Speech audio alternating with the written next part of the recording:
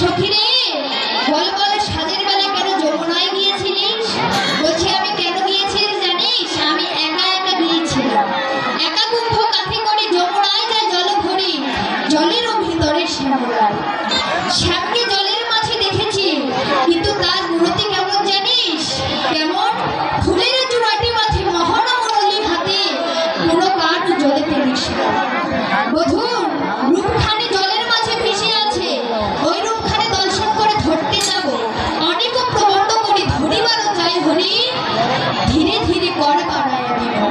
কর না বাড়াইয়া চাই, আর না দেখিতে পাই আকুল হয়ে জলেতে গেল। কিন্তু জলের মাঝে যখন রূপ দিয়েছি, হেনার সময় আমার মাঝে কে বাধা হলো জানিস? ঢেউ বড় হইল কাল, না পাইল নন্দলাল, উঠে এলাম যমুনার তীরে। মনের দুঃখে যমুনার তীরে এসে বসেছি, কেন? বধূকে পাইনি তাই। সখী রে, বুঝিতে নারিলে মায়া, চলে ছিল অঙ্গ ছায়া, আমার শ্যামে ছিল কদম্বের ডাল।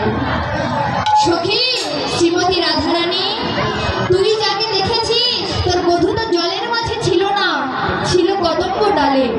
কদম্ব ডালে যখন বসেছিল তার ছায়াটা জলের মাঝে পড়েছে, আর তুই তো অল্প বয়সী বধূর প্রেমে জড়ো হয়েছিস। মনে করেছিস ওটাই বধূ, কিন্তু আসলে ওটা বধূ নয়। অল্প বয়সী শ্যামরসে জড়ো, না জানি কি হবে। এমন কথা বলে বলছি সখী, আমার হৃদয়ের মাঝে আর কিছুই নেই, সব কিছু বধূর চরণে সঁপে দিলাম। কি দিয়ে জানিস? ওরে তিল তুলসী দিয়া